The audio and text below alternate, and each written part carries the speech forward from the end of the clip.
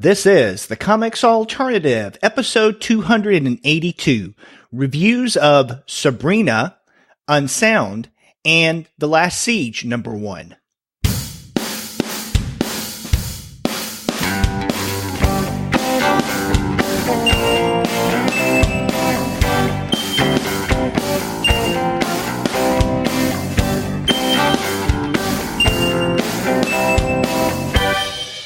Hello and welcome to another episode of the Comics Alternative, the world's smartest comics podcast.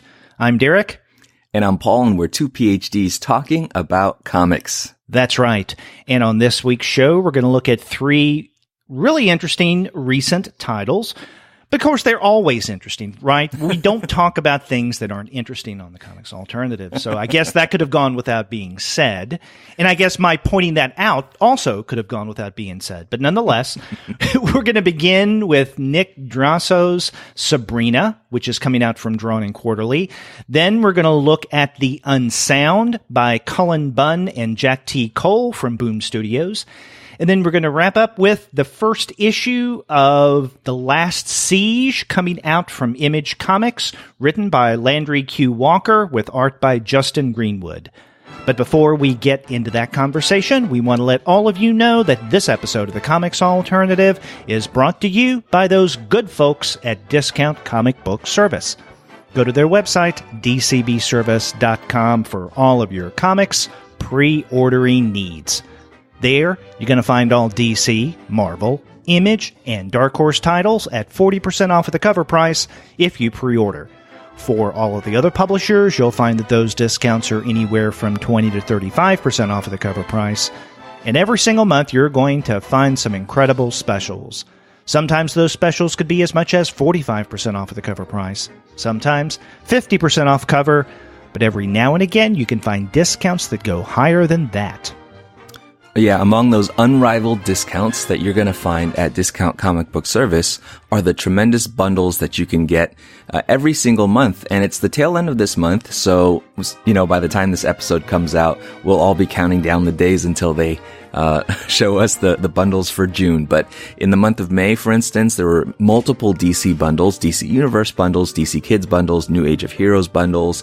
There are two Marvel bundles in this month, the Marvel Legacy bundle and the Marvel Fresh Start bundle. There's a Valiant bundle, and just month after month, these discounts that can't be beat, most of them at 50% off a bundle of comics, are available for your purchasing pleasure at dcbservice.com. So check them out. And, enjoy the incredible savings that you get and any kind of comic that you're looking for at Discount Comic Book Service. That's right. They have a wide variety to choose from, but no matter what you choose, you really can get it at a better price than at Discount Comic Book Service. Go to dcbservice.com because they will take care of all of your comics pre-ordering needs. And after you do get your titles there, please do send them an email and tell them that the two guys with PhDs sent you. Yeah, let them know for us, please. Paul, before we get into a discussion of this week's titles, we should not so much tell people something that's brand new to them, but just remind them of a couple of things that have been going on recently and will be going on very soon with the Comics Alternative. Mm-hmm. We told everyone last week that we changed our Twitter handle, which had been the number 2 guys with PhDs. But just to reiterate, we're at Comics Alt, COMICSALT.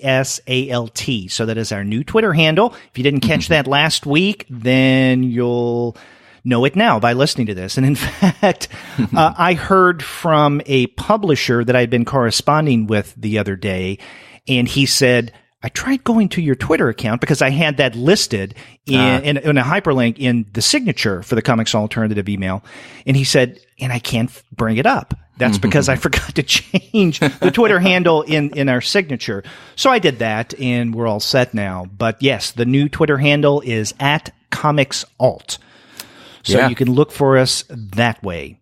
Remember that, folks. Actually, what's ridiculous, Derek, is I did the same thing. I went on Twitter and started at the number 2, and nothing came up. And I was reminded, oh yeah, I know this. We are now at Comics Alt. But I will say that slight shift in branding is a result of number one, we certainly miss Andy Kunka. Andy, if you're listening, you're dearly, dearly missed by the entire Comics Alternative listenership and community.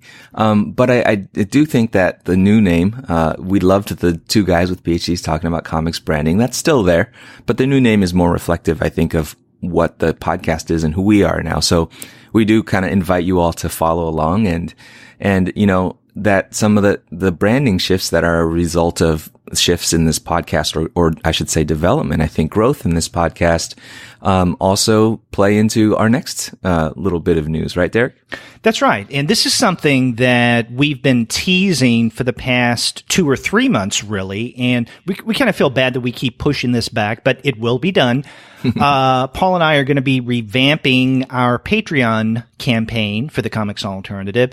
It's not as if there was anything inherently wrong with what we currently have, at least for now, with our Patreon campaign. But we do want to mix things up a bit. We want to make our offerings a little more attractive and competitive, offering you more and offering you things that may go in a direction that's slightly different from what we're doing now. Now, some of the reward levels will remain the same, or we'll tweak them a bit.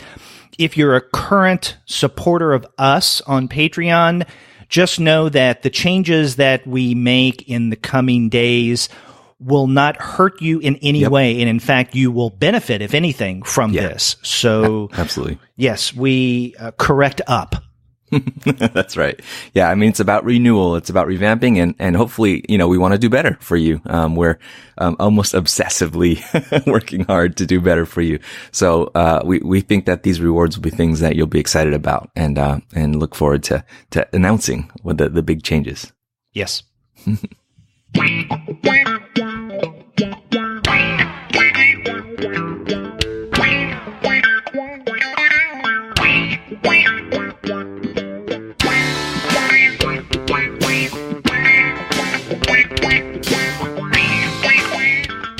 Paul, let's start with the first book that we're going to be looking at this week, and this is by Nick Drnaso. And I'm always uncertain how to pronounce his last name. It's Drnaso.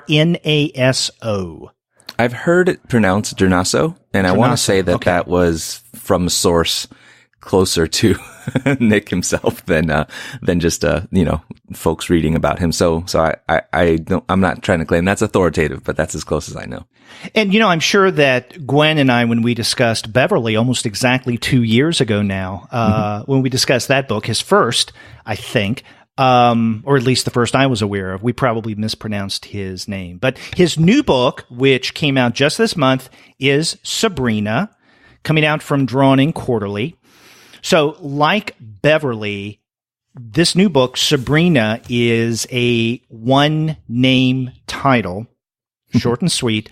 However, this book is, in a variety of ways, strikingly different from Beverly. Now, let me begin our discussion of this new Drnaso book by asking you, Paul, you've read Beverly, right? I have. Mm-hmm. Okay.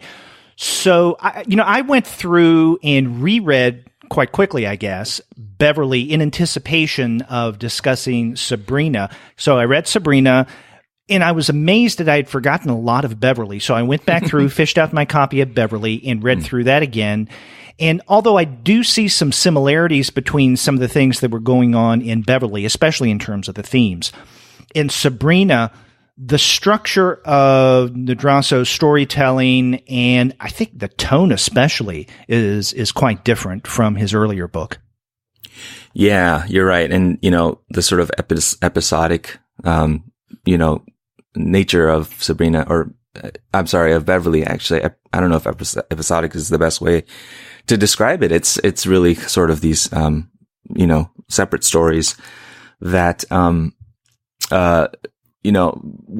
I did the same thing, actually, I went back and looked at Beverly before reading Sabrina again. And I really thought about, how much these stories had stuck with me. If you had asked me, a couple weeks ago, if I had read Beverly, I would honestly tell you, I don't remember.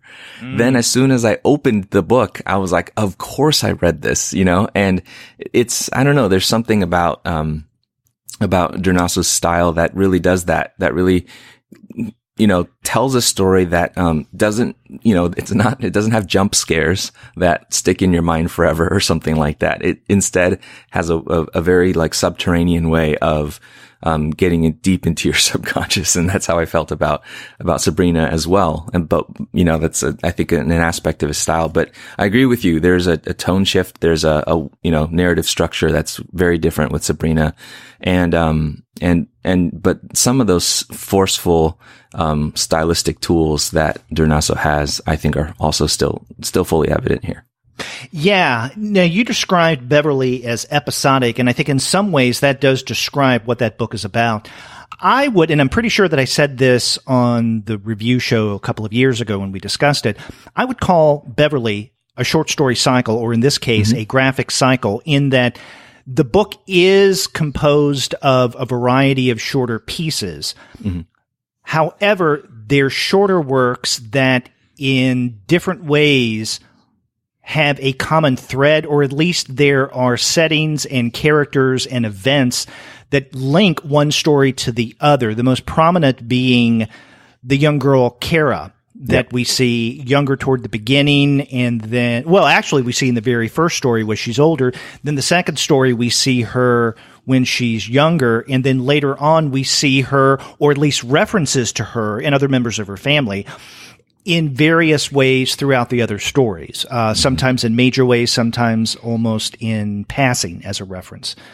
So, yeah, I did remember, kind of like you, or I guess recalled, when I picked up Beverly. If someone had asked me before rereading Beverly just the other day, I would have said, I know I've read it, but I really can't remember much of it. Right. And then as soon as I picked it up and started to read each of the stories, then immediately things started to come back to me. Yeah. Of course, this is what I recalled. This is what I remember. This is what I enjoyed. This is what I appreciated. And I don't think that that's anything negative when it comes to Drnaso's storytelling, right? That it doesn't stick with you. It definitely does. Yeah. It's just that with Beverly in particular, it being a graphic cycle made up of several individual stories, nonetheless are interlinked, but they're separate tales, really. A main storyline didn't hang with me in the way that it has with Sabrina. And even though, as I mentioned, I do think that there are thematic links between what's going on in Sabrina and his earlier book, Beverly, Sabrina is striking in that we have a long narrative. So if you wanted to call Sabrina a graphic novel, that would be more accurate than calling Beverly a graphic novel. Again, it's a graphic cycle or a collection of stories. Although one thing that I think Sabrina does that's somewhat similar to what we find in Beverly is that Drnaso juggles various storylines in ways that at times makes you wonder, especially early in the book, Sabrina, is he telling different stories? I mean, you start to see that these different tales with different characters become linked, and I think fairly quickly. Right. But I remember when I first started reading Sabrina, I was wondering, well, how are these characters linked to people I was just reading about? And then later on, I kind of had a similar experience with other events. Right. But again, Sabrina is a more longer form style of storytelling, which is quite different from Beverly. Yeah, that's right. Yeah, to pick up a few strands of the now developing comics alternative critical idiom that we're doing here. Beverly definitely works as a graphic cycle, and this one more like a novel. And I think that term, although we don't always love that term, is really apropos. It works in many ways that are novelistic. And so some of that sense that you're talking about at the beginning, I felt the same. Are we talking about disconnected narratives? But no, it's like a novel. Very soon, even the suggestion of the ways that these different characters overlap. But within 10 pages or so, within 8 pages, you start to see exactly how these stories are woven together and really intricately tied.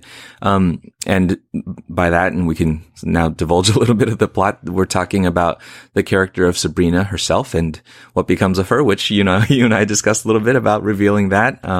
And also Sabrina's boyfriend, Teddy, and how he, when we first meet him, is at an airport being picked up by another main protagonist, Calvin, who works for the military. Calvin picks up Teddy, their old sort of friends from high school who've lost touch, but Calvin provides a sort of place for Teddy to stay, and the story goes from there.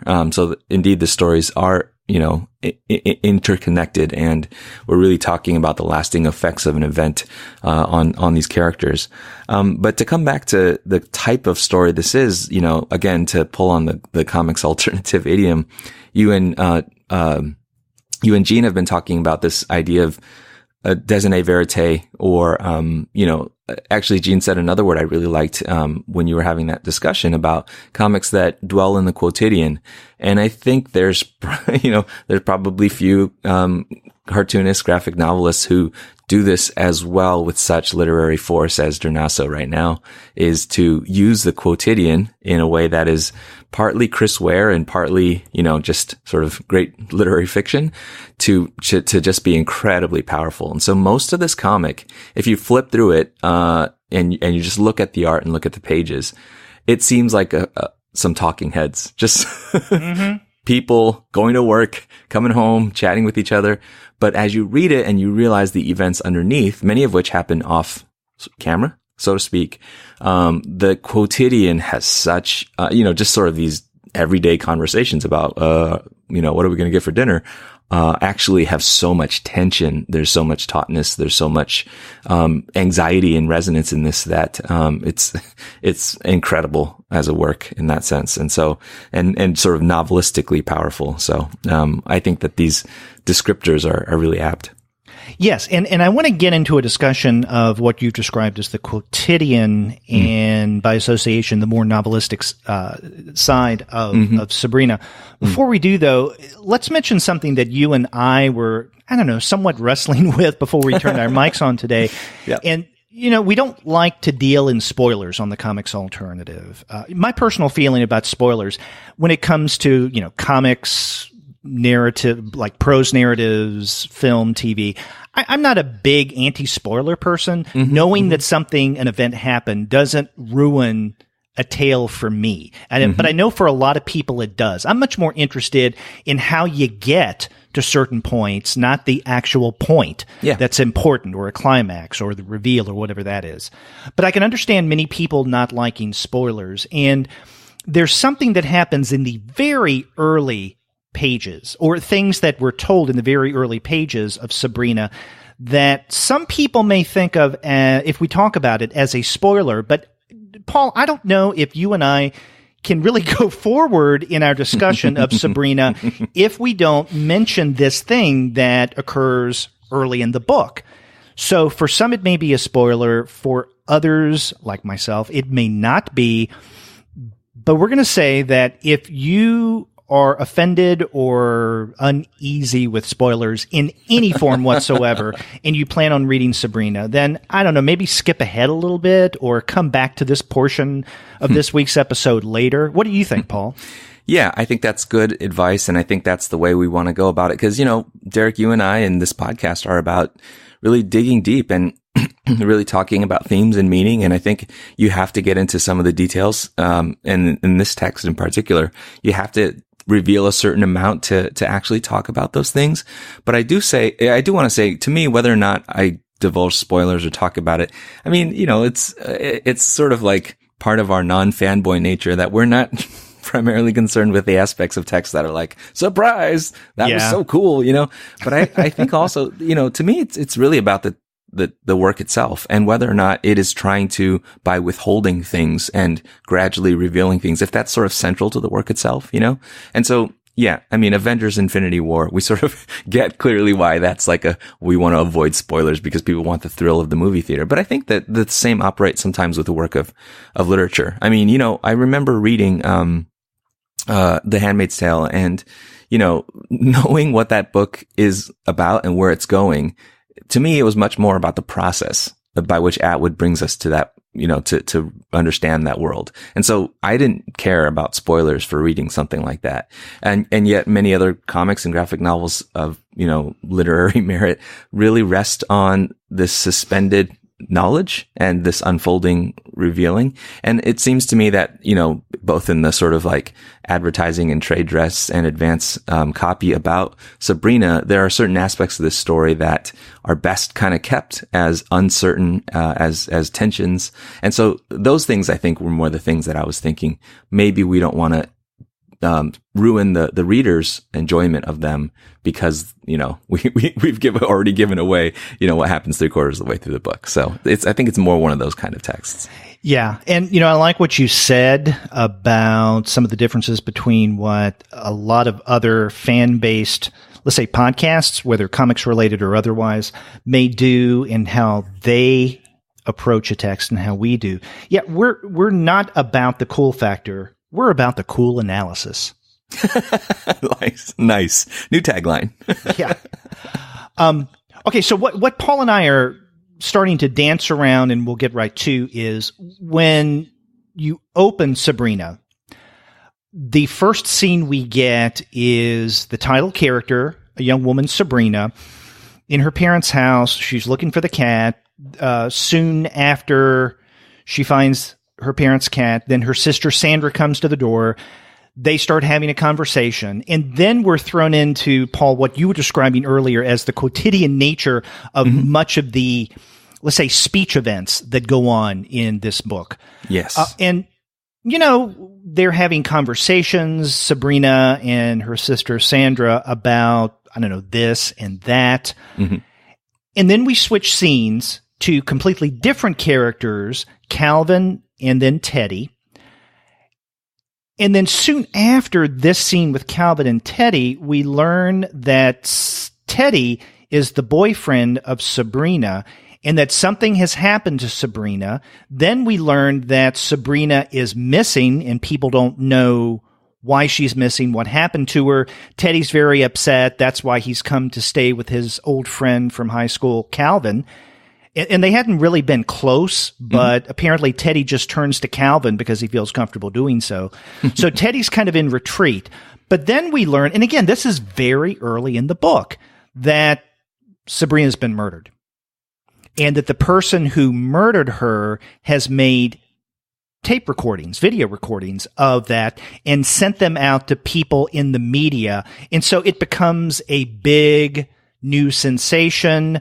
And then the rest of the book is basically what happens to, I guess, primarily Calvin and Teddy, but also Sabrina's sister Sandra, as well as some other characters who are wrapped up in this big event. The disappearance, and then as we early on learn, the murder of Sabrina, and then the circumstances surrounding that. Yeah, I think that's a good distance to sort of spoil the book, because we're talking about maybe what's revealed in the first quarter of a 200 plus page graphic novel. Mm-hmm. And so I think that description lays out several of the actual thematic concerns because, again, a lot of this is couched in the quotidian. So having heard the fact that Sabrina's murdered, for instance, and having heard that there's a video made of it, there's no scene in here where it's, at all exploitative or splashy about that act of murder. In fact, like this is what I was alluding to earlier. Most of that happens off camera or off stage. It's, and most of this book is populated by essentially a 24 panel grid, a 4x6 grid that is, manipulated with or played with some larger square panels. But I think that a 24 panel grid obviously gives you a sense of rhythm. You get through a page of this book and you feel like you've gone through a lot of time and sequence. We can talk more about this later on, but, you've gone through a lot of time and sequence, but oftentimes most of a page is just like really 15 seconds of real time of two characters talking to each other. Right. And, but I think after a sort of a quarter of the book of a lot of these conversations, again, like you're mostly looking at people talking to each other, but you realize, wow, like this pretty significant thing has gone on. Like Teddy appears strange or troubled, traumatized, and then you sort of figure out why. Calvin seems to really want to accommodate this sort of long lost friend and take care of him, and then you realize why. You realize why we spent some time with Sabrina and her sister at the very beginning of this book to recognize them as human beings and so forth. Because what this sets up for the remainder of the book, and this is why I think it is necessary to sort of at least give away that little bit, is it really sets up a really thoughtful, and quite alarming, reflection on our times, in the sense that we are living in a world where, whether it be, videos coming out from ISIS, or, footage of school shootings, or, the sort of the kinds of things that we see that the Black Lives Matter movement has highlighted. We see, real violence, and it's become almost ritualized for it to be represented in the media. And then the various reactions to that, including some of the worst scum of the earth type reactions to it, are kind of the focus of the story, and where that tension and where that sense of our modern anxieties really comes up in the book. That's right.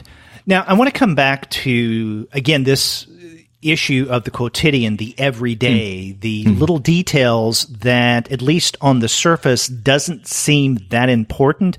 But if you take them together, really that does seem to be the narrative thrust of the text. One of the things I couldn't help but think of in reading this book was, I guess, what you can call Chekhov's gun theory when it comes to drama or narrative. And he had once written that, he says, you remove everything that has no relevance to the story. If you say in the first chapter that there's a rifle hanging on the wall, in the second or third chapter, it absolutely must go off. If it's not going to be fired, seagull, right? Yeah, if it's not going to be fired, it shouldn't be hanging there. Okay. So, this is something that I've thought about in a variety of different narratives, throughout my literary life.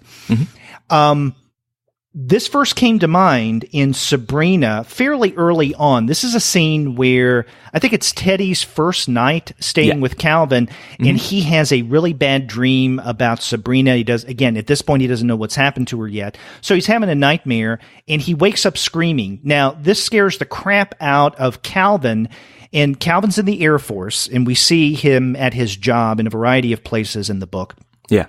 But Calvin had shown Teddy soon after he brought him to his house. He said, I have a gun just in case, anybody breaks in, because you never know. Anyway, so when Calvin hears Teddy screaming in the middle of the night, he's scared. So he grabs his gun and he goes to see Teddy. So this scene with a gun, I thought, something's going to happen with that gun, because you know what Chekhov said about a gun in a story.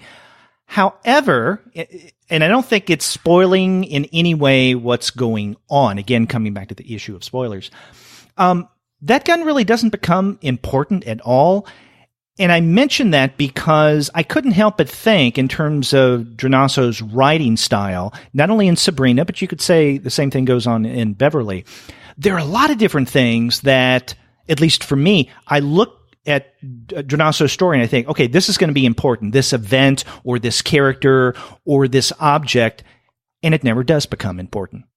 And again, I think that underscores the common, the everyday, the quotidian nature of this storytelling. And in that way, Drnaso as a storyteller kind of undermines our expectations, I guess, of what we bring to a story, because we're trained. And not only in terms of, you studied literature, so you know about the workings and mechanisms of narrative, but I think even the common reader, the common viewer, we're trained to look at certain things. So if an event happens and it's made important early on, then it's probably going to be very significant later in this story. Same thing with, let's say, an object like a gun, or just something that happens. We look for clues. So in Sabrina, the way that I read this, similar to the way that I read Beverly, I started looking for things that may be important later on, but ultimately never are. And so that leads me to believe that it's the accumulation of these common events, objects, characters that is what Drnaso's storytelling is all about. Derek, I completely agree with your reading. Actually, I think that's brilliant. That's absolutely what Drnaso does so masterfully. I do have to say, I felt like that what you just told us was a massive spoiler. Actually, that's exactly what I think, is the purpose, and exactly why we, as a reader, I don't want to know that, because the Chekhov's gun thing is not only what you thought, it's absolutely what I thought. And in fact, I think it's so known in the sort of popular culture that, when he pulls out the gun and says, I've got this in my house, and especially given the social relevance of what we're talking about, it definitely sets up that expectation, and that expectation about knowing that gun is there in this house with Teddy, with Teddy and Calvin. And, we might describe that Calvin is, sort of separated from his wife and daughter who've moved away. And so he's alone in this house with somebody who's really, really troubled by all this violence, because this has happened to Sabrina, to his girlfriend. And so, so Teddy's in this house with these guns, and that, and that's absolutely set up. And whether or not something happens with those guns is absolutely the tension of the book. And so I do feel a sense of needing to apologize to listeners, and, hopefully you'll take our prior discussion about the spoilers with its grain of salt here, that, yeah, indeed, nothing happens with that. Nothing happens with a lot of the pieces that are laid, but I think it's exactly the unknown about that. The fact that, whether or not that gun ever comes back in the picture, or whether or not various aspects of the story come back in the picture, that are exactly that tension that I think that Drnaso was so masterful about laying down. And I feel a little bit like if we give it away, that doesn't come back, that tension is undercut, Derek, which is what I was bringing up all that stuff for. Yeah. Now, see, I would call what I just said about the gun a negative spoiler, right? So a spoiler is that something happens that is going to ruin someone's enjoyment of the narrative. So usually it is the reveal, the climax, or what have you. But this is something that doesn't happen. That's why I call it a negative spoiler. And yes, under other circumstances with other creators, that's something that I wouldn't reveal, what either did or, in this case, didn't happen. However, the reason that I pointed it out, and again, we want to remind you, dear listener, we did warn you at the beginning of our conversation that there may be spoiler-ish things going on in our discussion of Sabrina, that this is the nature of his writing. There is a whole list of things that I could go down and describe that Drnaso does in Sabrina, that you think he's going to make something of it, but he never does. Even up into the very last scene, or the last page, or I guess you could say I guess it's a page. Yeah, it's just one page that involves Sandra, Sabrina's sister. There are many instances of Drnaso introducing something that you think is going to be important for some reason, in some way, at some point in his story, like the gun, but it never is. And again, I think that that's the style that largely defined Drnaso's form of writing. That being the case, I don't feel bad in mentioning that, because it's not as if we're giving away any big reveal, but we're talking about how Drnaso as a creator lays out his story, which is very different from the way most creators plan out a narrative. Yeah, I'll say, well, let me put it this way. I do think that we probably should have held some of that back, because I do think that the text is built on that tension. And so maybe the best way, we definitely can't arbitrate this on air, so to speak, but I do, let us know what you think, folks who are listening. And I personally feel like, you're right that's totally the power of the work. And you don't expect Drnaso, if you know his style, especially as he's established it, to suddenly, it would be really off tone for him to suddenly end the text with this massive scene of a shooting. That doesn't happen, as you. Oh, it doesn't. But again, right. Well, no, I'm saying. Yeah. But it's not, hold on, I want to be clear. It's not just this gun. There are many, many instances of something that you think may happen with it, but it doesn't. And so I think the gun is just one of among a variety of narrative actants, if you want to look at it that way. Yeah. And so, just because it's a gun doesn't mean that I think that it deserves more weight than others, because there are other sources of tension. And granted, guns are really big sources of potential tension, but there are many other examples of that kind of tension that you just described a moment ago in Sabrina. Yeah. And I think what you're revealing is that those tensions don't those tensions are the point. And I think that's exactly the brilliance of Drnaso's work. But I think that for me, at least for me as a reader, the uncertainty about whether or not something would happen with those things is exactly where the tension lies. And so once you have diffused that, then I think some of the force of those anxieties disappears, right? For me, and some of let's kind of get back to the content of the work itself. You know, part of the tension occurs because, and we see this too in that early segment, and it sort of unfolds, is that surrounding Sabrina's, the events of her murder is a movement. And this is timing that there's no way Drnaso and the publishers could have anticipated. But, right now there's a lawsuit, filed by the families of, I think the Sandy Hook shooting who, filed against Alex Jones and InfoWars and the sort of conspiracy theories that led to their harassment. It's just such a dark, thing that has happened that these people who lost their 6-year-old children in school to a school shooter have then subsequently been, and if you don't know any of this, then definitely you should, find out from trusted news sources, not InfoWars, but you should find out from trusted media and news sources. But basically, family members, parents who lost their children in these shootings have been routinely harassed because conspiracy theorists have, broadcast doubts about the videos of, what happened after the shooting and why did this and why did that. And Alex Jones in particular, who has a gigantic platform to sort of pollute the minds of really, underinformed and sort of, perversely twisted, understandings that people have about, government conspiracies and, trying to take away their guns, and all that kind of plays out. And it plays out really on Teddy and on Calvin and on Sabrina and her sister.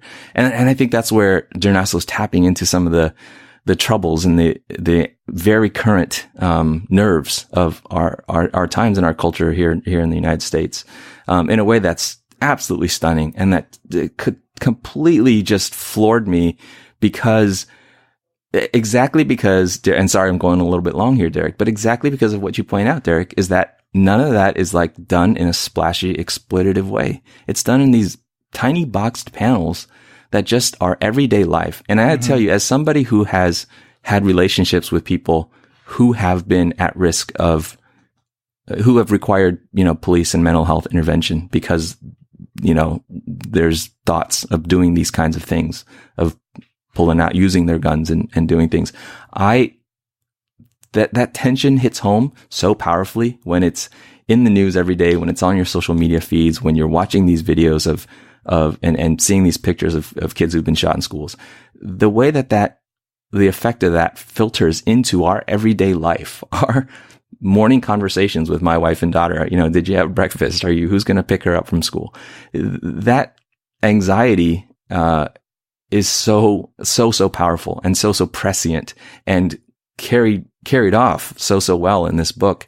But a lot of that to me hinges on not knowing whether or not something's going to happen. And you may say it's not part of Drnaso's nature to have something like that happen, but part of it is that it's a shock that it did happen. It really shocks me in this book when you find out that this is what happened to Sabrina. And we're not just talking about, it's like something that seems unreal, surreal, and belongs to a whole nother genre than real life. And it makes you realize, wow, this is real life. And that's terrifying.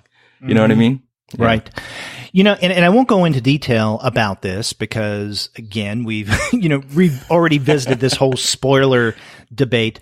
Yeah. But, you mentioned the Alex Jones-ness of some of the things that go on in Sabrina. Mm-hmm.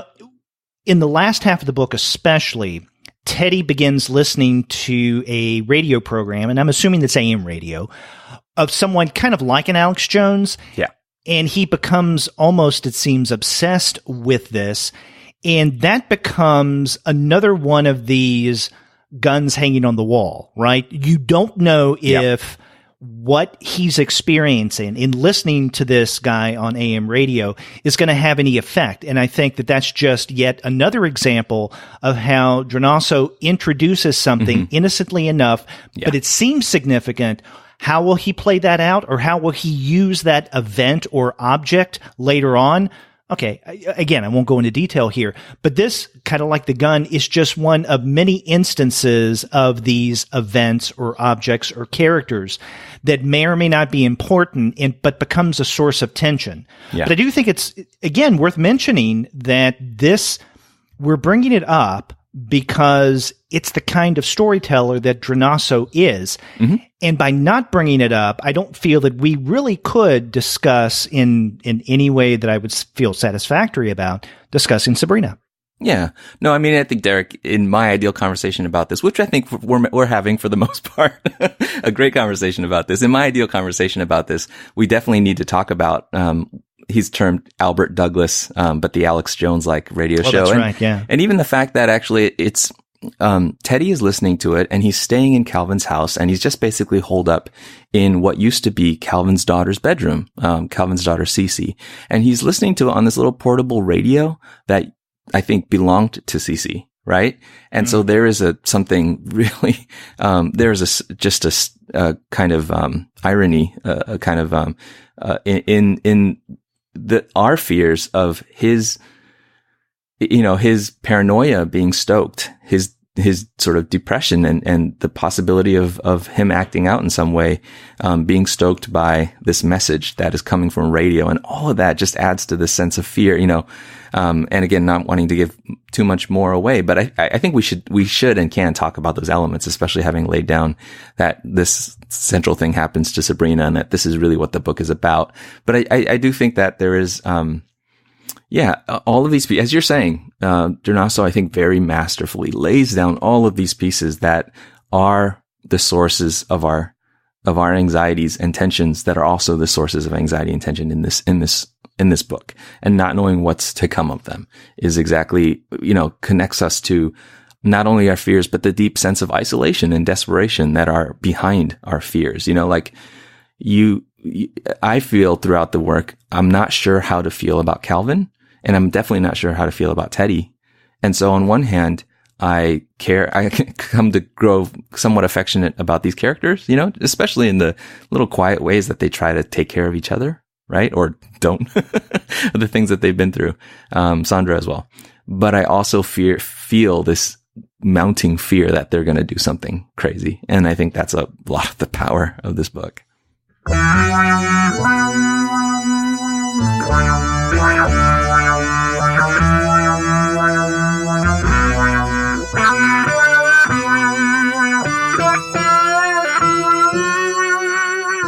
Yeah, I feel the same way that you do about both Calvin and Teddy, in that their characters are a little mixed. I think where Teddy seems to end up toward the end of the book is a little more of a comfortable place for me as a reader than what we see in the first, 4/5.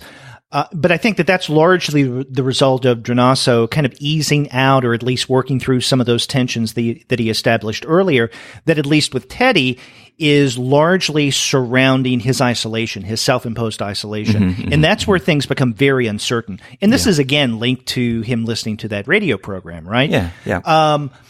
With Calvin, he's a character that, on the one hand, I agree, does seem to be supportive, and he does go out of his way to help Teddy, his old friend, in any way he can. On the other hand, especially in his exchange with his wife, is it his ex-wife at that point, or I guess they're just separated? Yeah. And his daughter, Cece, and they're living in Florida. He, I believe, is in Colorado, which is where most of the story takes place. Right. We see that he's someone who is not without his faults. So it's not as if Calvin is a saint who has taken in an old friend that he doesn't really know that well, and he's going out of his way to make sure that he feels comfortable and can integrate back into life after this tragic event. But there are parts of Calvin that are called into question. Like at one point where Teddy's going through the house and he sees things that Calvin has hidden. And it makes Teddy wonder a bit, but even more significantly, I, as a reader, was starting to wonder, wow, why is he stockpiling this stuff? Why is he doing and hiding what he's hiding? And is he someone who is maybe paranoid, kind of like this AM radio guy that Teddy is listening to? He didn't seem to be. Calvin didn't seem to be that way. But again, his character is given more, I guess, substance, more three-dimensionality as the narrative progresses, Calvin's, than he seems to be at first. Yeah. I mean, these characters are, I think, just so well drawn, so deeply drawn. Even Sandra, Sabrina's sister, who we actually don't see a whole lot of. No. They've got layers to them, including Teddy, and especially as things, I mean, I think what's interesting to study is the degree to which we're let into what's going on in their head. And there's no, sort of like voiceover narration in this book. And so, and also actually this ties to another aspect of Drnaso's art I really appreciate, which is that if you look at his art, if you've never seen it, it looks a lot like, sort of instructional, it reminds me of the art of, the exit plane. How do you exit an airplane? What do you call it? The safety card on the airplane. The characters are distinct, but the faces are absolutely just like two dots and a nose, Right. And so you're let more in. Iconic. Yes, exactly. More iconic and sort of, you're not let into what's going on inside of the characters' heads. You have to, infer a whole lot of what they might be thinking. And that's more like real life that we experience, right? We don't hear voiceover narrations of the thoughts of people that we're, interacting with. But secondly, we also sort of like, we read into them all kinds of things because we know the circumstances, because these tensions and anxieties and our worries about them mount up. And so every bit of character that's revealed is a clue, but all throughout we have the sense of like, do we really know what's going on behind, your thoughts and in your head? Or what would make sense for you to do in reaction to the experiences around you, be it, losing a job opportunity or harassment or, from conspirators or whatever, And so that to me is a very intentional aspect of Drnaso's cartooning, the sort of minimalism of his facial expressions that contributes to rather than takes away from the depth of, what these characters are doing with us. Right. Yeah, I'm glad that you mentioned these little things that Drnaso does throughout his narrative as clues. I would call them unsteady clues because we don't know how to read the characters. We don't exactly know how to read their behaviors, just as we don't know how to read the various things that seem significant, kind of like that gun, but later on may or may not be. It could confound our expectations. Right. Another such example, and again, I won't go into too much detail here. You mentioned that Calvin gets involved in the, I guess we can call it social media chaos, the whirlwind that begins surrounding Sabrina. Yeah, and so, the conspiracy theories that the whole thing with this person, Sabrina, who's living in the Midwest, had been staged. The person was actually an actress that they've carted off someplace to keep it secret. Right. I mean, it gets really weird and wacky. And Calvin, at one point in the narrative, becomes involved inadvertently in this social media storm. There's a news crew that comes to his house and they said, is Teddy still staying here? The ex-boyfriend or the boyfriend of Sabrina, we'd like to talk to him. And Calvin just in essence says, go away. What happens during that brief encounter inadvertently gets Calvin sucked into this social media chaos. And at one point he gets an email from someone who signs his name as Truth Warrior. And Truth Warrior corresponds with Calvin at least, I think, 2 other times over the course of this book. Now, I mentioned the Truth Warrior because there are occasions, there are events, and visual clues that occur that made me wonder, is this person that I'm seeing in a panel or in this scene right, perhaps this truth warrior. Oh yeah. That's or totally, not. I think that's, and again, that's just yet another example of Drnaso throwing something out there in such an ambiguous way, and maybe or maybe not following up on it, but it does create that tension that we referred to earlier. So that's another one of those, I would call unsteady clues. Yeah, absolutely. Yeah. And I mean, I think the literary merit of those clues where this story isn't just sort of like, hey, let's set you up for some thrills, and then undermine those thrills. Yeah. Is that those, what you realize is they're, we keep saying this, they're very quotidian things. And it makes you realize how these fears and anxieties that we have because of these events, they bleed into very everyday things, like this, conspiracy theory stuff, radio stuff is piping out of a regular kid's stereo set, or the suspicion you start to feel about somebody who you run into maybe being this truth warrior is just somebody that you run across at the gas station. And so there's a haunting power in that. And it's not, it's not sort of fiction, stranger than reality. The scary thing about this whole, conspiracy theory stuff is actually how much it is like what happened to those Newtown families and stuff like that, happened and is happening. And it is a reflection, I think, of just troubling things in our culture and society now, that have me totally rattled. I am not going to soon forget, we're talking about whether or not we remembered that we had read Beverly. I'm not soon going to forget the experience of reading Sabrina, and living in our times. This is an absolute, winner. I mean, this book is so powerful that, I absolutely loved it. Exactly. I do think it's one of the more complex texts that we've looked at this year so far. And we've looked at some really incredible things. Yeah. And so I agree with you that the story Sabrina will stick with me in ways that Beverly didn't. Again, that's not to take away from what Drnaso did in Beverly. It's just that with Beverly, it was more of an impact that was the result of an accumulation of interlinked narratives. With Sabrina, there's something, I would say, more mature going on in terms of Drnaso's style of storytelling, in that he was able to take some of what he was doing in Beverly and play it out in a more complex way. Yeah. That I think it makes it much more fascinating, and as our listeners can tell, makes it fertile ground for discussion. Yeah, we got plenty to talk about with this book. And so I hope listeners will pick up the book and let us know what you think of it as well. And let us know what you think about, the kinds of, the ways that Drnaso, tackles the kind of issues of our day. And I'll just chime in agreement, Derek, that I think Beverly was good. I read Beverly and I thought, this is really good. And this is stuff that is the stuff of some of my favorite graphic novelists, your Chris Wares and things like that.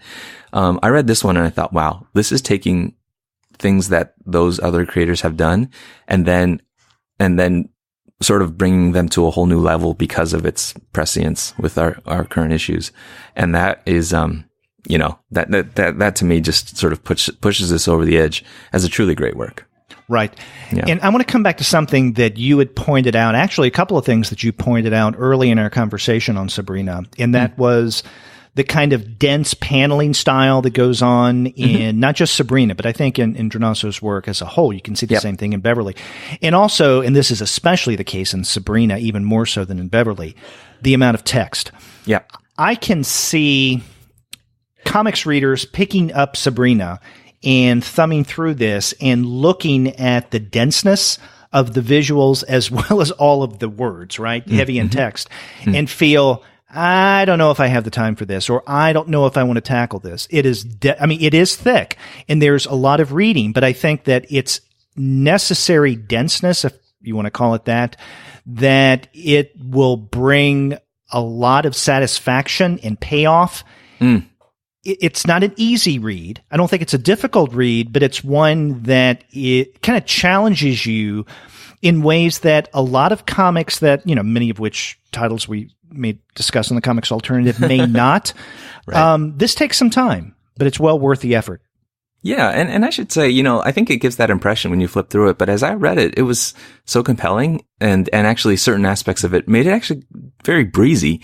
And, there are theorists who are thinking about this all the time, but there's pages of this where you will fly through a page and yet it will still have its impact because it was 20 panels of a guy in a room, and the way that your eyes scan the page when you do that, it tends not to just be sort of panel. You tend to sort of read that as a whole, but you're analytically putting together that there's a sequence and that it's elapsed time where this guy is wandering around in his tidy whities in a room. But the feeling that conveys, or, I'm staring at a page right now, for instance, where Calvin is just in his house, waking up, staring at his phone, seeing missed calls, and notices a gun. And like that is, it's wordless almost, but it's incredibly powerful. And so that makes it so that even though the pages are dense with panels, you breeze through them. And even the text, even places that are text heavy, it's not text like heavy exposition or narration. It's text that, because of its familiarity, you can also breeze through the way you breeze through this kind of text so much in life. But because of its very sort of, pointed and sort of punctuated relevance, for instance, this is a email where Truth Warrior is, saying something really, really frightening, but it's couched in a lot of very polite language. It's the way that you scan your own emails quickly, trying to pick up the essence of what it's saying, but then you realize, I need to go back and oh my gosh, this is what this is saying. And so it really has a way of capturing the way that text functions in our everyday lives today as well. Exactly. And an example, and you may have been actually looking at this exact same page that I'm looking at, is, 132? And this is a little over halfway through the book. And this is when Calvin gets an email, I think it's his second, from Truth Warrior. And on this page, we have 20 small panels of almost nothing but text. And this is the email the Truth Warrior has sent Calvin. Right. And when I first looked at this page before I started to read, I just glanced it over and I scanned it and I said, that's going to be a lot of reading. But what Truth Warrior is writing is compelling and is rhythmically compelling enough that it took no time whatsoever to get through that. And the very last panel on that page, which is in essence about the size of 4 of these smaller panels, is, I guess, what we could call a reaction shot of Calvin after having read that.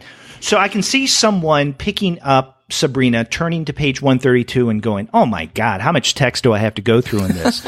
But, if you see something like that and you have that initial response, don't be frightened. Yeah. Don't be reluctant. Delve into it. And as Paul pointed out, this does in many ways seem to go by relatively quickly. It's a dense narrative, but it's one that you don't slog through, let's just say. Yeah. Yeah. Can I just add one more thought about the text? There's, for instance, a page where, or many pages actually, where Teddy is sitting in a room, and the heavy text is actually the radio talk. This Alex Jones Albert Douglas character who's talking, and some of that heavy text I skimmed over. But what you realize when you're skimming over it is that that's exactly what this kind of stuff does. This kind of stuff. I don't just mean conspiracy theories. I just mean the sort of accessibility of media. I'm constantly listening to podcasts. Derek, you're always in my ear all throughout the day. And really what it does should I be frightened? Well, no, there's certain pages that, the text actually doesn't stand out. He's in a dark room and the dialogue bubbles, the word bubbles are actually similarly dark. And what it says to me is this word becomes our reality. It sort of it constructs for us a reality. And if you wonder how anybody could be crazy enough to think the things that these conspiracy theorists claim, it gives you the feeling of how it could be that somebody could be awash in these kinds of words, and then that would construct their interpretation of reality, which is exactly what's so frightening about it. So all that is just, very cannily done, Nick Drnaso. I was thoroughly impressed with that. As was I.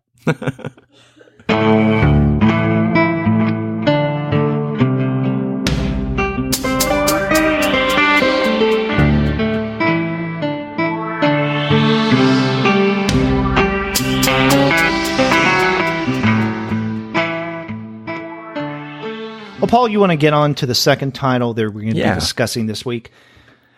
Now, this is written by Cullen Bunn, and the art is by Jack T. Cole. It is the trade, The Unsound. And this is interesting.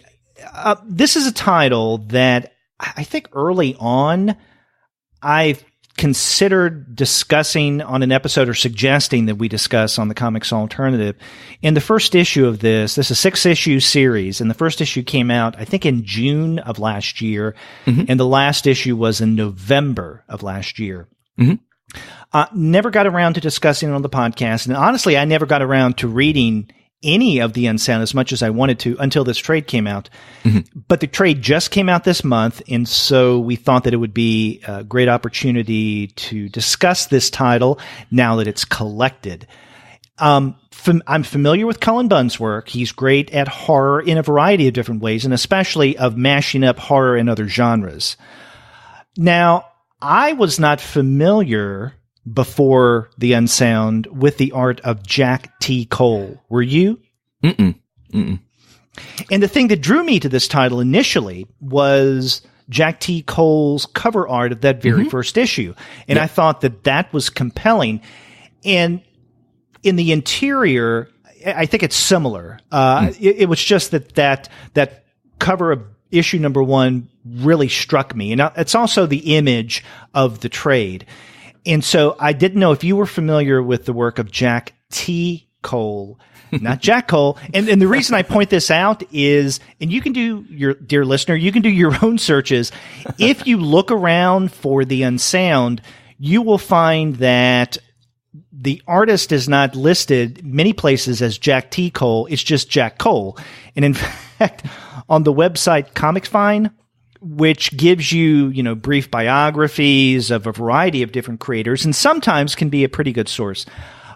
Jack T. Cole with the Unsound is actually listed as Jack Cole. So if you go to the Unsound on Comics Find and click on the artist of the Unsound, it'll take you to a brief bio of the famous early 20th century comics artist, Jack Cole. Not the same person. So people Creator at Comics Find, Man. Yeah, exactly. So people at Comics Find, that's a pretty big mistake. I don't think that Jack Cole came back from the dead in order to illustrate a work by Cullen Bunn, and besides, the art is completely different. Right. Actually, I think you and I talked about the cover of this on a previews episode long ago.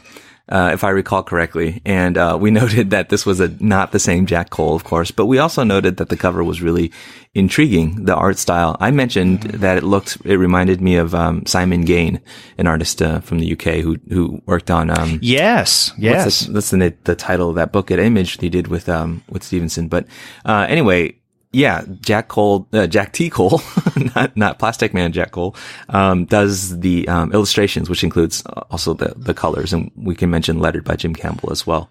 But yeah, I was also intrigued by the cover, never read it until we had a chance to read it all in trade.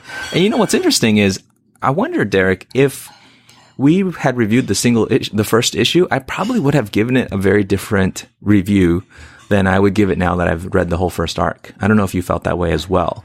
But it would have been interesting if we had talked about just issue 1 of the Unsound, because I think I would have a different response to it than having read the whole sort of trade collection here.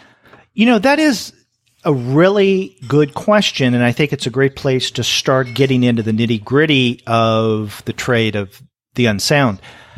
I hadn't thought of it, but I feel that my reaction to the Unsound, if we had just read and reviewed on the show issue number 1, would be different than what we're probably going to be discussing in terms of this trade. And to get to the point, I think that had I just read the first issue, back in June or July of last year, I would come away with a much more enthusiastic and positive reaction than having read the entire trade. Now, let me qualify what I just said by saying I'm not suggesting that I don't like the Unsound. I do like this trade, all 6 issues collected.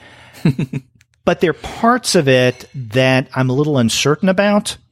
that I feel may not have lived up to its promise as mapped out in various places in the first 2 or 3 chapters or the first 2 or 3 issues. Yeah. I think that first issue or the first chapter in this trade does a really good job of setting everything up and ending on a wonderful mystery.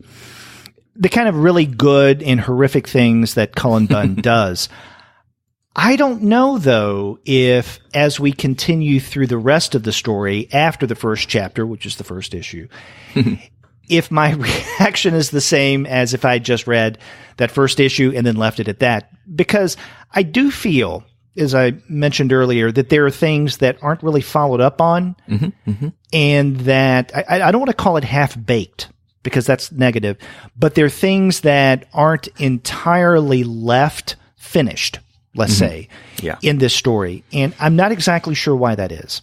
Yeah. I mean, I think I feel the same way, although, this is nice. I like episodes where Derek, as much respect and affinity as we feel towards almost everything, I maybe disagree with you a little bit. And I just disagree with this. So we can sing the praises of the merits of the Unsound, and I'm happy to in a moment here, all, together. But, you mentioned that you wouldn't say that you dislike this book. I have to admit that I didn't like this book. I liked the first issue. I exactly as you say, I think it's a brilliant setup. It's super intriguing. And for me in particular, some of the, backdrop of this character, Ashley, starts a new job at a sanitarium or mental hospital or whatever you want to call it, called St. Caskia, which was originally closed 30 years ago and then reopened. And sort of we meet her as she's getting to know this institution. And, some of the here's Paul as the social welfare undergraduate. But some of the history here is, that is exactly the period 30 years ago where in the US at least and also in Europe and in many places, there was a sort of a movement of deinstitutionalization, the popular culture and stuff like, One Flew Over the Cuckoo's Nest had unmasked how terrible conditions were at a lot of these giant institutions that were meant to heal and help people with mental health issues. And instead they became a housing place that was, horrific. And so they started to close down a lot of these institutions, but not necessarily, placing everybody in there in exactly the kind of, mental health environment that they need, the kind of healing environment that they needed. Nonetheless, sort of the history of social welfare aside, it really sets up or it promises to sort of, to give us a lot of characters who seem like they're going to pay off and so on. And that never paid off for me. And so, I definitely don't want to trash anything that we talk about here on the podcast, because I think this is, but part of this may be that I'm just not a horror guy, as we've talked about many times. And there's a lot of using horror tropes to do maybe some interesting things, but just for me, it just never quite, landed, even given the idea that we're supposed to descend into deeper levels of hell, so to speak, into madness. Still, allowing for that, it never really paid off for me. Right. And you mentioned the descension into other levels in a hellish territory.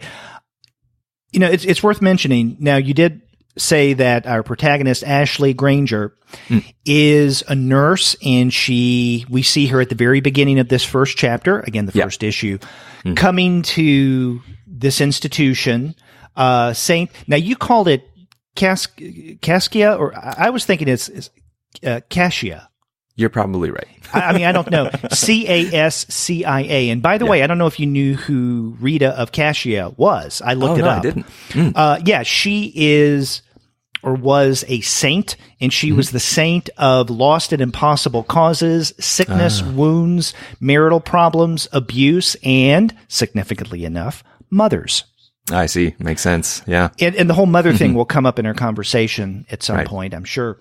Right. But so when Ashley goes there, she's taken on a new job, and of course, as soon as she gets there, things start to go wrong. She meets some of the people who work there, Nurse Jeffers and then Dr. Carney, and then some of the inmates patients, I'm sorry, not inmates, or inmates, depending on your perspective of these institutions. Claire, Josh, Xerxes, and others. And pretty soon there is a riot by the patients. And things are this is where some of the uncertainty and the wobbliness, I guess, of the narrative comes in. I mean, what causes them to riot? To a point we may know, to a point we don't. Anyway, so Ashley, the nurses, Dr. Kearney, and then some of the patients are trying to flee to safety, and Xerxes leads them into a place that seems to be like a basement, like going downstairs. They keep walking down. And no one, not the doctors, not the nurses, not the patients, had knew about this doorway. Xerxes does. And this is when things get really freaky. And sometimes freaky in a good way, and sometimes freaky and even frightening in a way that's kind of like the riot. I'm not exactly sure what's happening or some of the cause and effect going on here. But, I remained for the ride. And I think that's where some of this descent comes into play. So as they walk down into this basement-like area, it's almost as if they're going through one circle of hell in a Dante-esque way after another.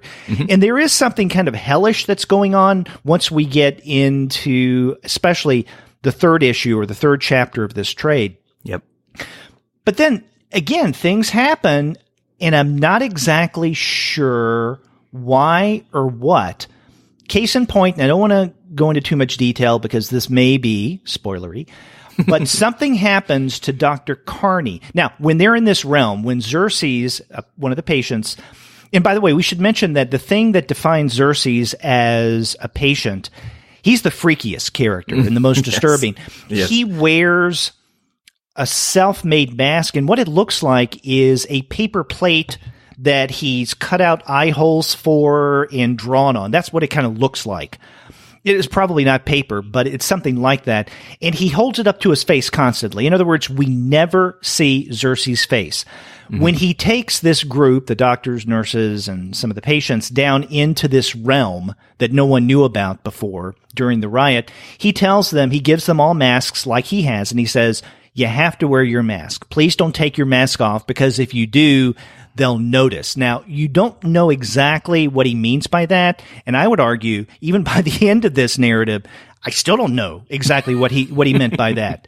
But nonetheless, he tells people to wear masks, and when people take off their mask for too long, once they're journeying down, weird, sometimes bad, I guess, things happen.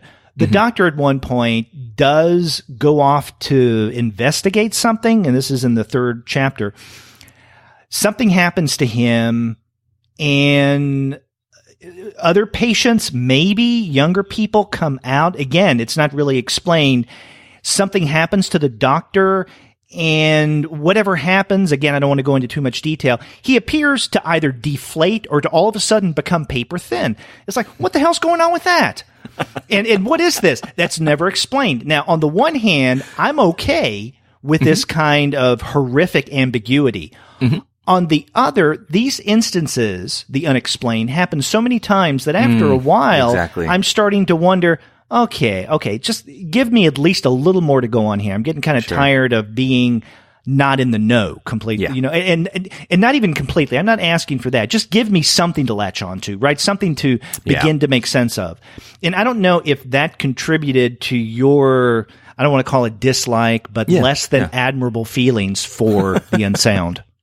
Yeah, no, that's totally fair. And I definitely want to say in giving a negative review of this, I want to make a ton, a mountain of allowances for just maybe I don't get it, because as you said, you looked up St. Cassia and so forth. And I started to do some of the work, to say, okay, well, we have 3 figures here. That reminds me of, I don't know, Lear or something, and there's horror tropes that I'm sure I don't know well because I'm not versed in the genre, or the genres, I should say. And some of those things like the paper plate face, I don't know, is this Cthulhu? Because, which I don't know anything about, are there things here? But it's exactly as you said that I started thinking, oh, maybe I should be digging a little bit deeper and trying to bolster my own background knowledge to be able to interpret or make sense of this text. And maybe that it is saying something about mental health treatment or something like that.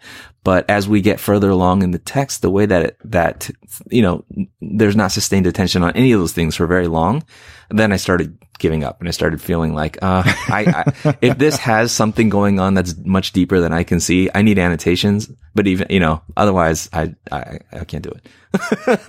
I will say though, having said that negative stuff, I really like Jack T. Cole's art, and actually it surprised me. The cover made me think of Simon Gain, but the interiors made me think more of Dean Ormston's work on Black Hammer. Because it was actually not quite as clean as, Gain's art tends to be for me. They share the attribute that they usually use, like a pretty thin line, and thin line work, can be used to construct very, very solid and very, very like careful. Like, for instance, how straight a straight line is. Is it like ruler straight, or is it sort of like roughly straight? Like it's straight, but it's got a little quiver to it. And there is more of a quiver to Jack T. Cole's line. And yet he is constructing these very elaborate, horrific worlds and these characters that are very distinctly drawn. And, I would be on for more Jack T. Cole art for sure. I mean, I already have respect for Cullen Bunn for his other work, but, I'd be on for more Jack T. Cole art because it does have this great, when you first look at the art, it's not necessarily scary. It's not sort of like the stereotypical scary art, but actually there's so much, bring this word back, anxiety in his line that it just really, works well for this kind of scary story. So. Yeah. To me, I think one of the things that I don't want to call it a saving grace for the Unsound and my reaction to it, but the thing that makes me like it better than you do is, again, I want to come back to this character of Xerxes, because I think he's such an enigma to the point that there are things that go on at times, even subtle things, that become extremely creepy. Well, I mentioned the fact that he wears this mask all the time. One of the things that I find curious, and I really enjoyed, throughout the course of the narrative, every now and again, Xerxes will tilt his mask in such a way that you don't know if he's tilting his head, because we see the eyes askewed. So it could be he's holding his mask where his eyes can see through, and he's tilting his head. But there's one place really early on, and this may be in the first chapter when I guess Ashley first meets Xerxes, that he turns the mask 180 degrees. There is no way in hell that his head can turn like that, but the eyes are still there at the eye holes. So creepy. And I thought, what the hell? Am I looking at this correctly? Now, and again, I mentioned that because it does underscore the creepy factor of the character Xerxes. Another thing that I think brings home my feelings for this enigmatic character is, as I said before, we never see his face. There is one scene, and this is toward the very end. It's before what I want to talk about in a moment as the denouement, or the postscript, if you want to look at it that way, of this story, where Xerxes takes the mask off and Ashley sees his face. However, and of course, this is in many ways kind of a big reveal, because we can see, and we don't have page numbers here, which is unfortunate. But again, this is in the final chapter, and Ashley sees Xerxes' face, but Xerxes' back is to us. We never see it. And so we don't know what she's reacting to. We don't know what she sees. Is this something that is frightening? Is it something that is revelatory in any way? We don't know. And I like that ambiguity. And I think, again, it adds to the creepiness of Xerxes as a character. And then there are other things that add to him as a really scary figure that, and I don't want to go into too much detail here, because this would be, again, something else that's a little spoilery, that plays into the Unsound, because we learned that the Unsound is 7 individuals who had been at St. Cassia before it closed and were cast out in the world, but now become kind of important in a way that they may or may not be called home, so to speak. And I think that Xerxes' relationship with this 7, the Unsound, is really interesting. And that's where also Ashley's identity comes into play as well. Yeah. Yeah. And yeah, that seems to be the payoff at the end. And I feel like the Unsound and the ideas behind it seem like they could have been something they could have been something bigger. Yeah. There's something to, you use this, you didn't want to call it this, but I guess I'll appropriate it and feel free to use the label. You said something half-baked, and I don't know that it's half-baked. Actually, it seems like maybe something that had to be, well, this is exactly the meaning of half-baked, but it had to be taken out of the oven early, And I wonder if this is one of those series, and I don't know if we even said this. This is from Boom Studios, Mm-hmm. And I've read before that Boom does like to give series a try, but if initial sales and early issues aren't great, then they'll push the creators to say, yeah, we're going to wrap this up, And it feels like there is a big mythology behind this, like Sandman level of the endless kind of, the degree of mythology behind this that they needed to pay off in this first arc. But if given more issues, if given a Harrow County type length, they would have done a lot more with. And instead they just sort of had to, rapidly work through the story to get to that landing point. And maybe we're told, I don't know if there's going to be more of this based on sales or something like that. And maybe that's an unfair guess on my part, but it just does feel like there's a lot of ideas here, and they just didn't get the space to kind of come out in a way that was satisfying to me. Yeah, and the way that you were describing this, that there is a larger mythology that is going into the story that they don't have the space to play out, makes a lot of sense. I mentioned the 7, the Unsound, and they are Weeping Shadow, Shattered Mirror, Dancing Devil, Reformed Saint, Wandering Liar, Mother of Blades, and Idiot Prince. I think that that's fascinating. However, the 7, who are the Unsound, aren't revealed until the 5th chapter, or what was originally the 5th issue. And nothing much is made of them, with the exception of 2 of them that are linked up to other parts of Bunn's story here.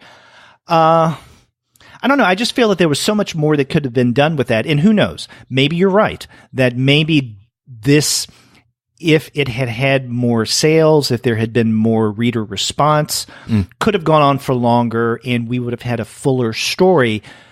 But I do agree that as we have in this trade, there's certain things about this story that just seems to have a lot of promise that should have been followed up on, but wasn't for whatever reason. Yeah.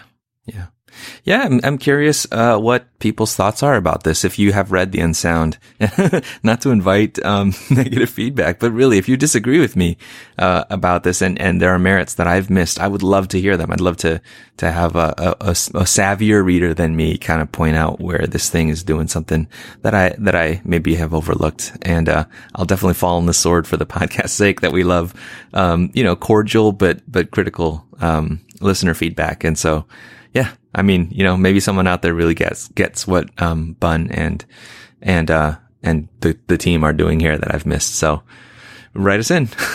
Yes. Now, one more thing I want to mention before we move on to the last title that we're looking at. I said earlier that I wanted to say something about what could be called a denouement, or even the way that I'm reading this, something more like a postscript to the story. Again, we don't have page numbers, but this occurs at the very end. This is the final scene when Ashley goes to visit her mother in a psychiatric hospital. But it's a different one, right? This is not St. Cassia. And she's having a conversation with her mother. And of course, this is based on some of the things that had happened earlier. Some of the pieces in terms of some of the references early on begin to come together in a way. I was wondering when I read this if maybe this story may not have had more of an impact on me, at least as a reader, if it had ended right before Ashley goes to see her mother. In other words, what happens at the very end, or what happens right before this final scene where Ashley visits her mother, really raised a lot of questions. Did something happen or not? Is Ashley someone whom we should believe? In other words, are her experience, because she's the primary focalizer, are we to trust her? Is she unreliable in any way? Not that she would be a liar, but she may not herself, perhaps, be of her right mind. We don't know. Was this a dream? Was this some kind of fantasy? There are a lot of questions I had at the end before the penultimate event, before she visits her mother. I would have liked for things to end there because that would have been much scarier. Did something or did something not take place or happen or all of these things go on? But then we get this scene that I see more as a postscript with Ashley in having this conversation with her mother. It lessened the effect of the ending, for me at least. Yeah, I know exactly what you mean. I think you're totally right. And I guess all this again points for me to like bigger mythology and more pieces that this is where to me it felt jammed in. But I don't know. Again, like it's hard to read the creator's intention here. But I had the same feeling of what as I was reading towards this, which, this is kind of my overall read of the entire work. I will say one thing that horror is trying to do is scare you. And I read this, by necessity late at night, and it did scare me. I mean, yeah. It certainly was creepy. Yeah, there are spooky parts of this, definitely. Yeah. That mask.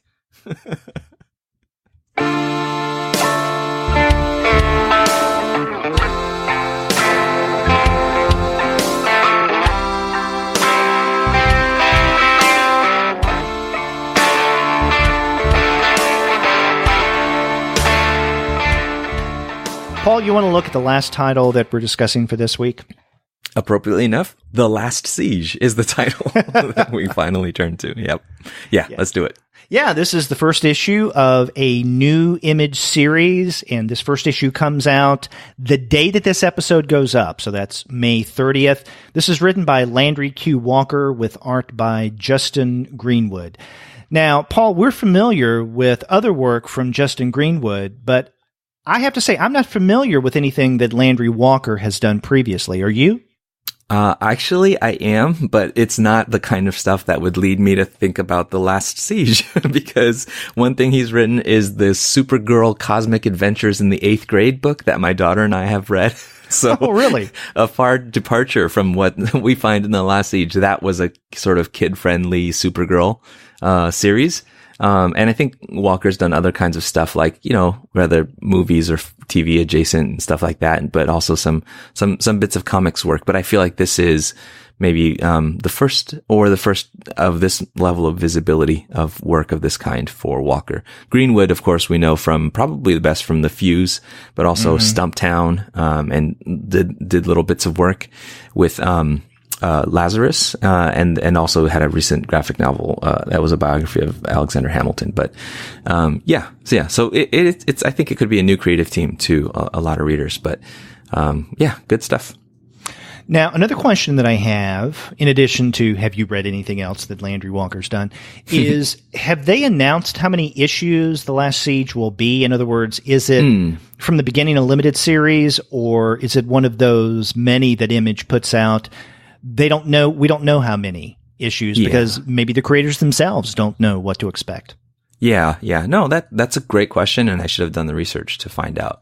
My guess is that it is like that. It is, like you said, a lot of Image series want to see how things do, and then creators are left to decide whether how long they want to stretch out the story. I do think that the setup of the story, just intra-narrative, lends itself to an enclosed story, but whether that's enclosed in 5 or enclosed in 20, we shall see, I guess. That's my feeling about it. Yeah, that's my impression, having read this first issue, that it will be something like, 5 or 6 issue contained story, but who knows? I mean, maybe there's much more that Walker and Greenwood have in mind that more could be played out. Yeah. On the one hand, after having read this first issue, and we could say that this is, I guess, an average size #1 issue. One of the things that Image does every now and again is to put out these overly long, thick first issues, which I love. This seems to be an average page length. And we might say there that depends on the creator, of course. Yeah, it does. And also, how much money they may have, right? So, someone who is a very successful creator who has quite a number of titles under their belt, and some of those with the big two, they can afford to put out at a really good price, a hefty first issue. Other creators won't. So I'm not holding that against creators who have regular size issues at Image. But my first impression in Last Siege #1 is, wow, not a whole lot went on. And sometimes my experience in that way with first issues is not overly positive. It's like, I would expect a little more. On the other hand, I do feel that even though we don't have tons of action, I nonetheless feel satisfied with this first issue. In other words, I'm interested to read further. I'm not pissed off that I didn't get a lot of story. We were talking the other week about Aftershock and A Walk Through Hell. Yeah. And I had mentioned that with several Aftershock titles with their #1 issue, sometimes I felt a little shortchanged. It's like, oh, come on, there has to be a little more there in this first issue. I definitely don't feel that with The Last Siege #1. And that's good because the subject matter, dealing with it, for lack of a better way of describing it, a Game of Thrones-ish kind of setting. Yeah. That's usually not the kind of story that I gravitate toward. And so we decided to talk about The Last Siege. And then I read it and I saw on the first page, okay, it deals with a king and a realm and war and factions and kingdoms and blah, blah, blah, blah. I thought, okay, I'll read through this. I may not necessarily like it, but I like this first issue. It's a genre that I am not drawn to, but Walker and Greenwood's first issue has me wanting to read more.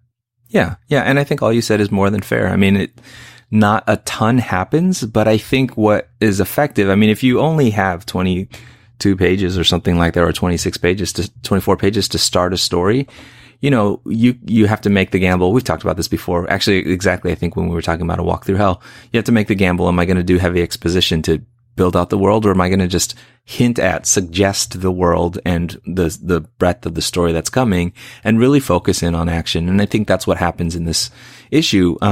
One of the things I appreciate about this and why and I should, full disclosure, I am not only a fan, but, know Justin Greenwood personally. He's an awesome guy. But, I think that Landry Walker gives Justin Greenwood a lot of space to do storytelling visually. And so a lot happens, there's not a lot that happens in this issue. It sort of essentially boils down to one confrontation, right? We can say what happened. You already mentioned these plot details, that the lords of the West have fallen to a cruel king, and it's of course entitled The Last Siege. So you have this hint that the king is taking over all kinds of castles and territories and so on, but this is really the last castle left resisting this this imperialist kind of king. And so what happens is basically we have this shadowy, mysterious figure who returns to town, and we can guess that they wind up being consequential. He winds up being consequential in defending this castle, this last bastion against the imperious king. But I think most of the action is, there are actually a lot of wordless panels and just a lot of action sequences in this. And so I think what this does is it hints at what will be set up, which is a siege, a large siege, some kind of, attack, encroachment on this fortress. And then the sort of, the plucky people who have to sort of survive this much more powerful force breaking in on them. That story is pretty easy to assume. How well you carry that off and how well you set that up and how artistically you do that then becomes like the terms of critical, discrimination. And under those terms, I think it does a really good job. That's my feeling about it. I'm glad that you pointed out Greenwood's art being given a lot of space to really come into its own, because you're right. And this is not taking anything from Walker's writing, but at least in terms of event-wise, on the level of plot, this is a rather casual first issue, right? Not a lot happens, as you mentioned. But what that does is it gives Greenwood the opportunity to supply the action, if you want to look at it that way, through his art. So, for instance, after the title page and the indicia, we're given 1, 2, 3, 4, 5 pages where our I presume, protagonist who is unnamed, unless I missed something. No, you're right. Yeah. He's referred to as the Easterner. So he's someone from the East who comes into the castle. He's an outsider. And this is where a lot of the conflict of this issue takes place, because he is an outsider coming into this realm, and others, or some, being suspicious and not liking him being there. So we're given the first several pages of this first issue a casual entrance into the realm. And I like the way that this was paced, because Greenwood does take his time setting not only the literal panel stage, so to speak, I guess. Yeah. So it may not be literal, but setting the visual stage, but also the mood. Yeah. It's raining. So right away, that should tell us something. And we see crows that are eating something. We don't exactly know what it is. It's a carcass of something. I guess they're crows. They're some kind of bird. And again, that also sets the state. They got blood on their beaks. But we see these little bits of visual information that are teased out one after another. As we're introduced to the Easterner, this unnamed visitor coming into the realm. And I really appreciated that. And so this first issue won me from its opening pages. That's cool to hear. Yeah. I agree with you that given the space to do that much work with tone and mood and, setting and the mystery of the character sort of all conveyed through visuals. It does that really well. And I, the cover of this book, is really attractive. You have this stranger who's in a hood and looks like a sort of ragged, beat up hood, but he's carrying a sword. And I think this is kind of interesting. It's deceptive at first. You see images of castles and bishops and characters who will turn out and, guards in a typical medieval kind of garb. But the stranger himself and the sword he carries looks much more samurai-like. And so there's this sort of wandering samurai element that was almost imported in some of the visual signifiers to this kind of story. And obviously there's those kinds of characters in, sword and castle type stories as well. But it just sort of, has those kind of, echoes as you go into this work, and gets you acquainted with the idea of the lone stranger, who drinks a little bit too much, but is defiant and tough, pretty quickly and pretty well. But most of all, I think it's the suggestion of what's to come, the suggestion of, okay, this is going to have to be a plucky, group of resistors here to this, this stronger kingdom represented here by one of the king's, minions who's, determined to take over this town and marry Lady Catherine, the daughter of the fallen king of this castle. That, really kind of hints at the bigger siege to come. And I hope that siege plays out. Hopefully it's one where the first arc is satisfying rather than feels half-baked. Right. I want to come back to something you said earlier, and that is, on the one hand, there may not be a lot going on action-wise, that there are a lot of visuals, which means that we don't have, at least compared to other comic book issues, a lot of text, in other words, dialogue, word balloons, or what have you. I mean, there is some, and that becomes important.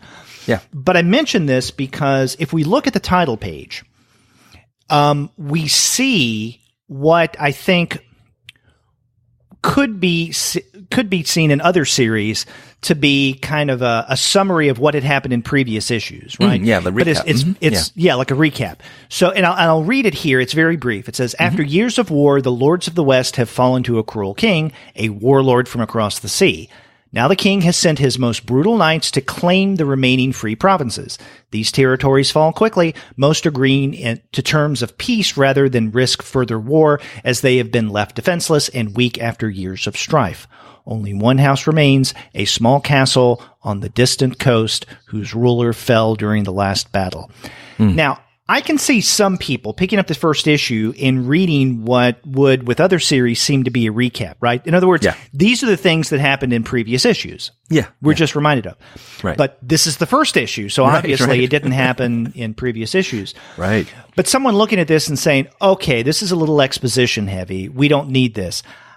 I would really disagree with that. If someone picks up this first issue and on the title page, they're kind of turned off by what they think of as heavy-handed exposition.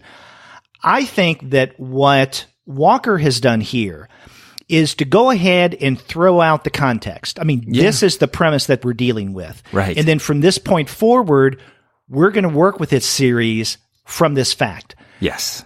Because the only alternative to something like this would be to start the series with the years of war, the West has fallen, the king sends his brutal knights, yada, yada, yada. In other words, everything packed into those very few sentences on the title page.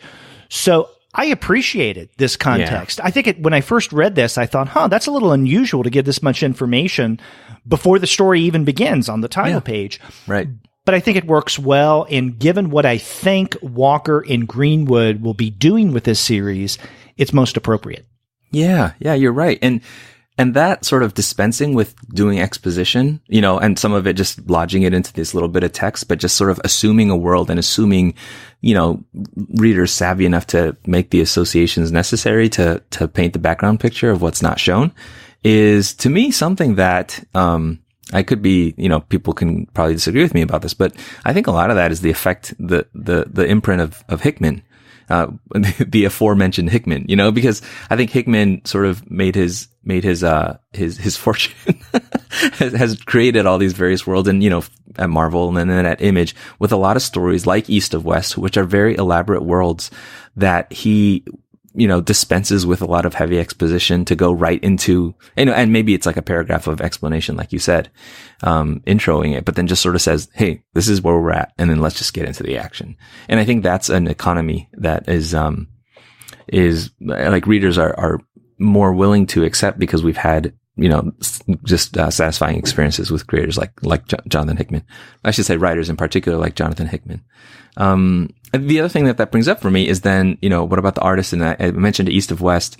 In my mind, I often compare, Justin Greenwood's art to Nick Dragata.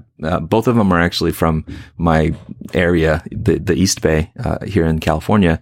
And I think the comparison is also worthy because they're friends, and Dragata actually does a variant cover for this first issue. Mm-hmm. And I think that's just an interesting contrast. I mean, the two creators are similar in some ways. There's a sort of a hint of a Japanese art influence and a hint of, other influences in both of them. But I always feel like Dragata is much more,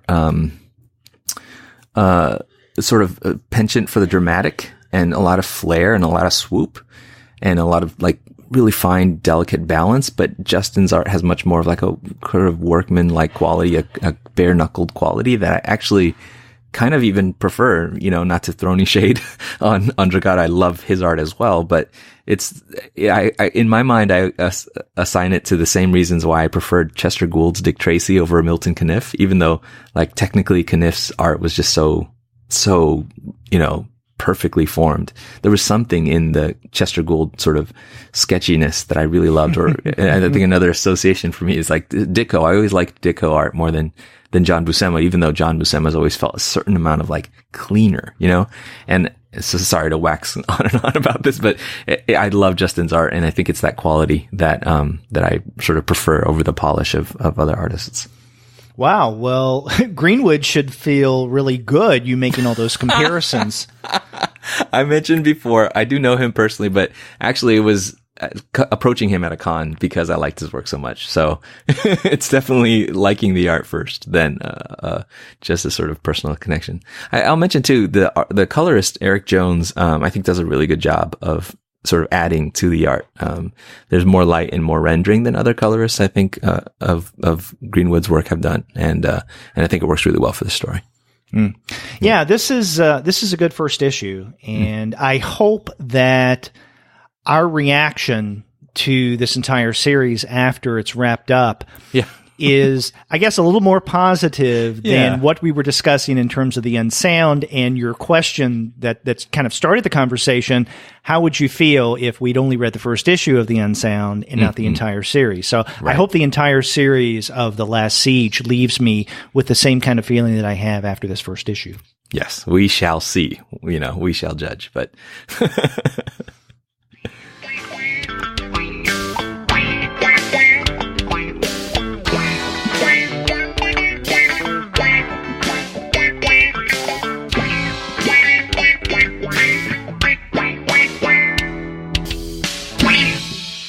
three really interesting titles that we discussed for this week. We started off with Nick Drnaso's Sabrina, which came out earlier this month from Drawn and Quarterly. Then we looked at the trade collection, The Unsound by Cullen, Bunn, and Jack T. Cole, not Jack Cole, from Boom Studios. And then we wrapped up with The Last Siege #1, written by Landry Q. Walker and Justin Greenwood from Image Comics. It was a fun conversation about all three of these texts. I loved reading them with you. As always, Derek, a conversation I appreciate. And just to mention, I say this often, I'm a listener as well as a co-host here on the weekly review show. Derek, thank you for the work that you do. The sort of super hard work that's also brilliant and intelligent about so many different comics. And so again, on behalf of the listenership, the fellow listenership, thank you for bringing these books to our attention and giving us a chance to read this with you. Yeah, well, I enjoy doing it. I enjoy discussing the books. I enjoyed reading the books and recording these episodes. So thank you as well, Paul, for being my co-host on these shows. Yeah. And if you want to find great titles like the ones we discussed this week, then definitely head over to the website of our sponsor, Discount Comic Book Service. Every single month, you're going to find unbelievable discounts. That's dcbservice.com. And after you do get your titles there, get in touch with us and let us know what you're going to be reading. If you go to our website, comicsalternative.com, you'll find that you can leave us a voice message online via SpeakPipe. Or you can call us the old-fashioned way by picking up your phone and dialing 4153-COMICS. That's 415-326-6427. Yeah, it'd be nice to hear your voice if you leave us a SpeakPipe message. If, however, you are concerned about what your voice sounds like, you can always email us. We are together at 2guys@comicsalternative.com. That's TWO guys.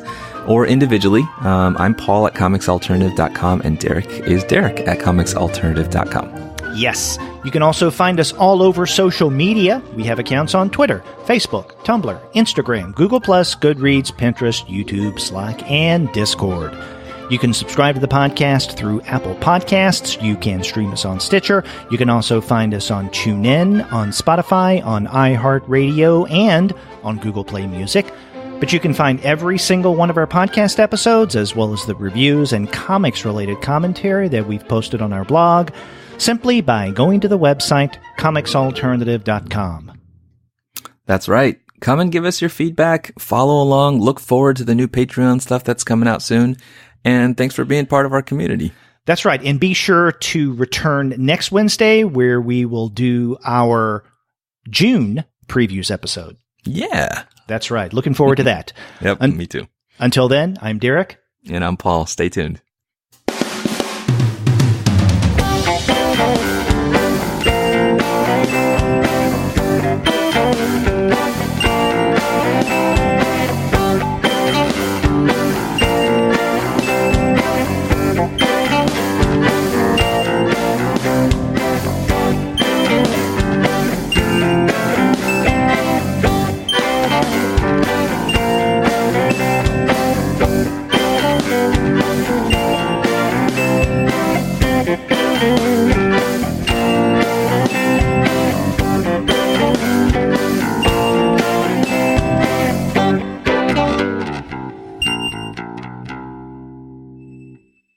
Hey, what happened?